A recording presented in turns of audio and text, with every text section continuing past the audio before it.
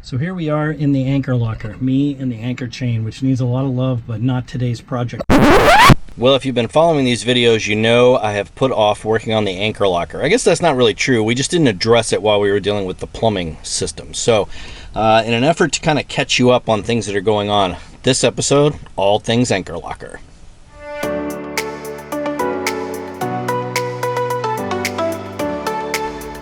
We spent decades chasing the American dream, only to realize that working more to have more wasn't exactly the dream we expected to be living.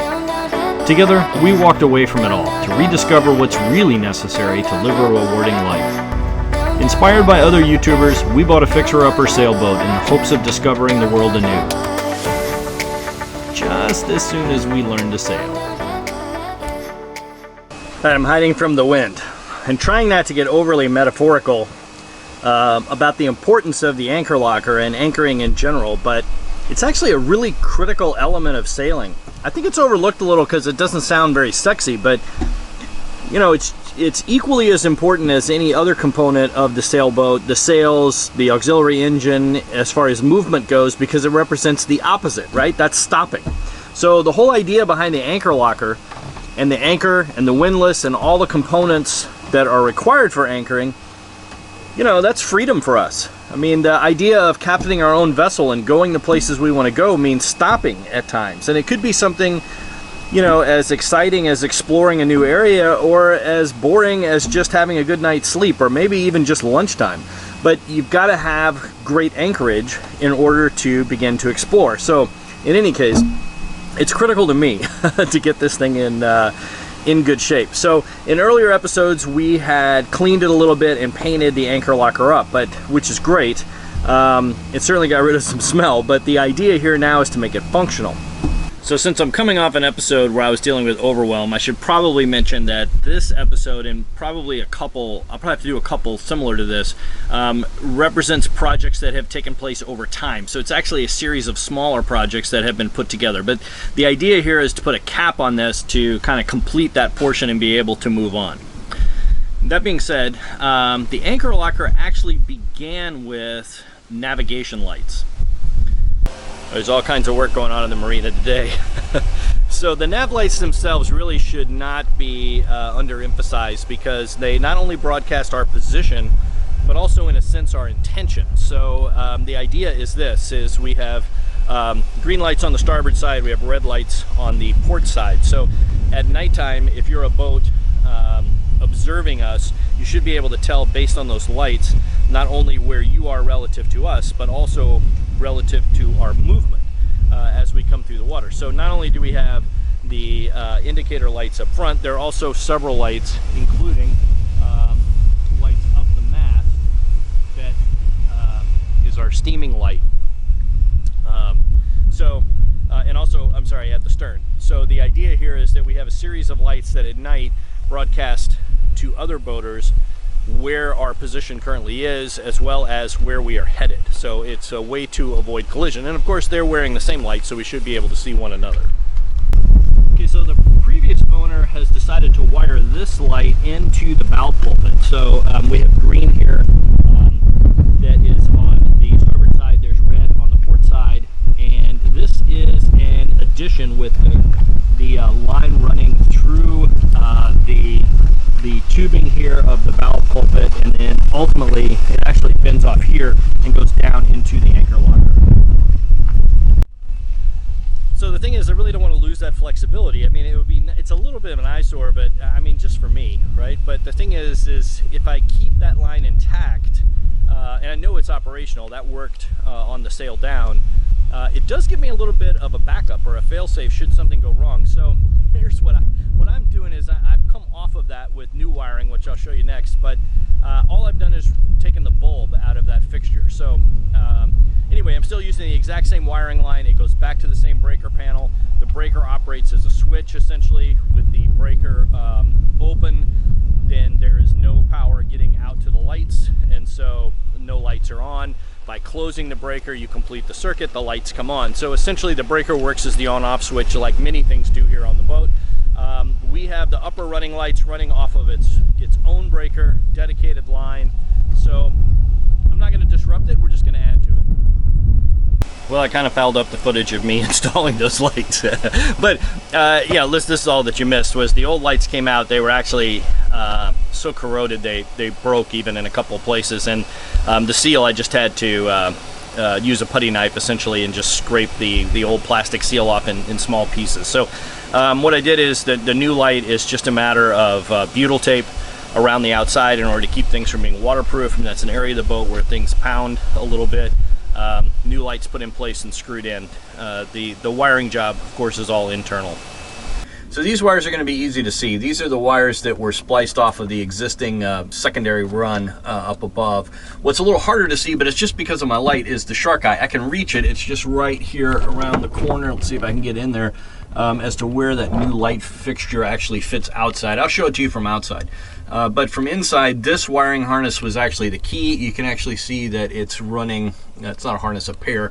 This wiring pair runs across the top. And it might be easier to see from this side, but if you follow the wires, there's the other shark eye. Let's see if I can get you the back of it right there, right in the hull. That's behind this white line right here is actually the pump out from the sewer system. That's the new, from the holding tank rather. So that's the new line. So back behind it here in the anchor locker is where that other light is.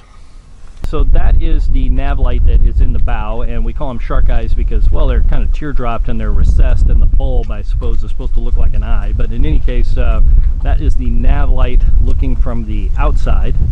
All right, so at this point we have the anchor and the rode removed. We have cleaned out the anchor locker, repainted the anchor locker with the bilge coat, and because we had access, we've replaced the shark lights, or the shark eye lights, on either side. I did one little small project since I was already up here, and that was running some LED strip lighting into the V-berth. Really just kind of an added thing. It was a small project, but it used the same channel in order to run the wires through the front of the anchor locker. That brings us to access to the anchor locker. Now, you might remember the door that's at the base of the V-berth. While I was in the V-berth, if you're looking at it, I noticed that it's a little bit askew. Was it painfully obvious? Maybe. I guess I'm the only one that's really spending time up there, but I know it, and I also realize that the frame is a little bit off. But here was actually the concern. With the anchor out, and with the rain that we had during the tropical storm, there actually is some leaking that takes place up there.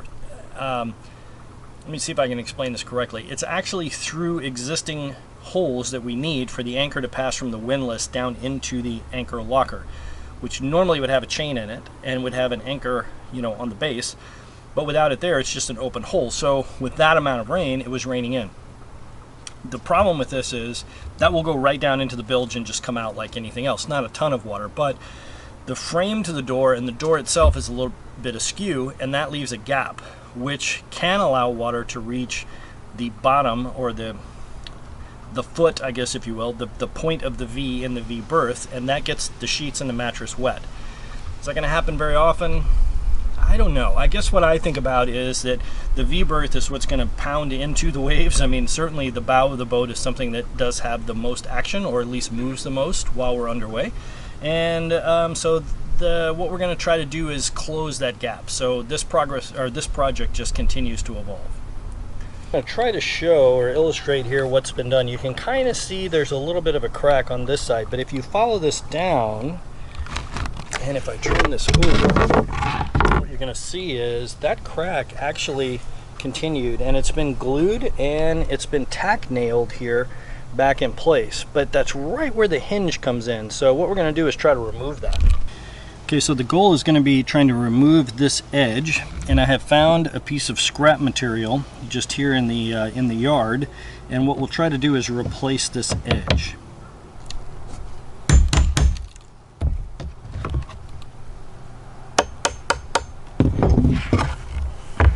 So the idea here is to remove these tack nails. With the tack nails removed, I think we can just cut this off. We probably could cut it anyway. I'm just trying to kind of reduce any damage that would happen to the jigsaw in cutting it off. So anyway, that's the last one. So with that, this is actually pretty loose. There's a little glue in there holding it together, but yeah. Oh, there was still a nail left. In any case, you can see where they tack nailed this on, so it must have broken something like that sometime in the past. Let's see if we can get it cleaned up.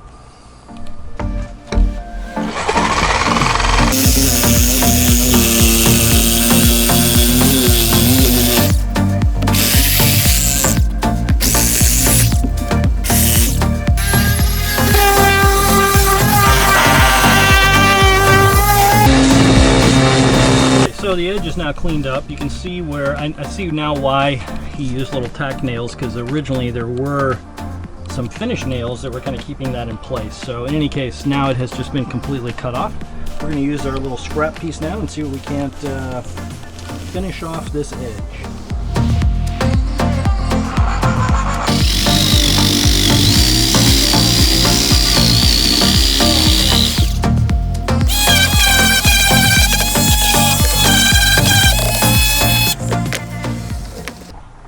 Nice. So I'm sanding that edge a little bit because I want to know which one is going to be, I want to remind myself of which one's going to be finished, or the finished edge. Means this side's going to be seen as well, and then we'll start shaping. Alright, so essentially this is how we want it to go back. Hopefully that makes some sense. We're leaving this a little high at the moment because I'll sand it flush at the back of this, because this needs to still be cleaned up. So we've drilled 4 holes in the back of this, and you can see what's going to happen. We're going to add this wood dowel, and so we're going to need these to match up now on the door. Okay, so I've got it glued, and we'll use this fancy cinder block as our clamp, and then we'll just touch up the ends before we start staining. Okay, so we let the glue dry overnight, and you can check out the trim here. I have just a small gap there which is bothering me, but for the most part that's the new panel that will be put in.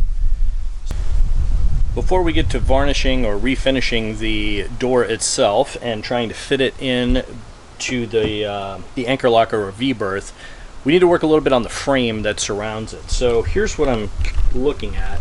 What I've got here are 2 pieces of ply that I have just found here in our scrap pile, and the idea would be to match this up inside the boat where the bulkhead essentially will fit here, and this will create our piece of trim on the inside in order to close that gap. So I'll show it to you inside the boat as well, but redoing the frame is something a little different because that's going to be structural. So what I'm going to do is we're going to epoxy this together to start with. Might put a couple screws in just to make sure everything is held, and then before we go any further, I'm just going to try to dry fit it in the boat to make sure that it looks smooth, or that we're going to get the finish that we want. So this is a little bit of an exploration. Alright, so we're going to mix just 1 pump epoxy. This is West Systems. I'm just using the slow hardener. It's what I had kind of on stock. So the measurement is in the pumps itself. So in any case, 1 pump of each. That just gives us a little in order to get it started.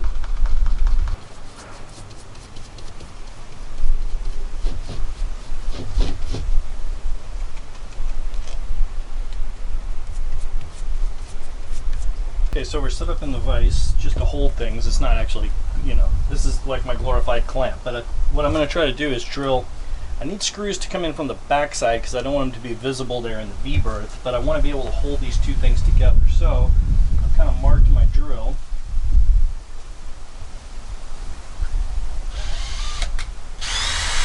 And I'm carrying a couple of screws that we'll put in just to secure everything in place.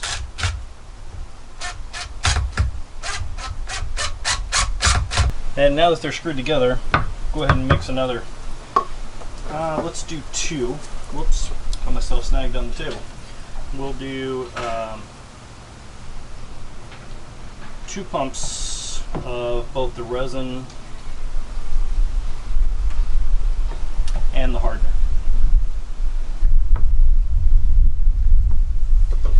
And we'll get these mixed up really well.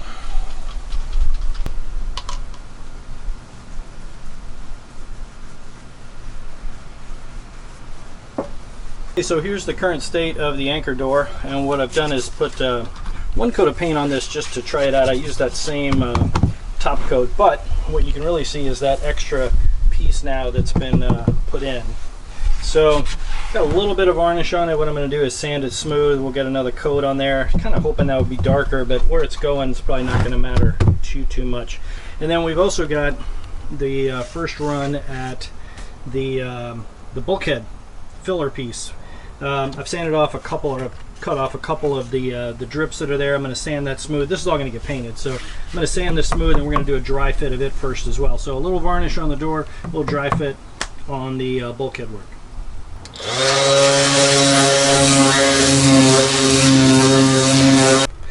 All right, well, it's a little dark up here. It's ironic because the boat is so bright. We're just in a corner, but here is the piece kind of dry fit in. I've got it held there by a clamp, and what we're going to do is drill so that we know where the bolts are going to line up, and then we can paint, get everything kind of ready to go here before we kind of epoxy things in place. That's it. Okay, so a little paint, a little additional varnish. We'll let this stuff dry overnight, and then we'll get it in the boat. Okay guys, finished product, door installed. Well, I'm just going to take advantage of a break here to stop and say thank you for all of your support on this, strange adventure, I guess, that we're on. So just want to let you know we appreciate you.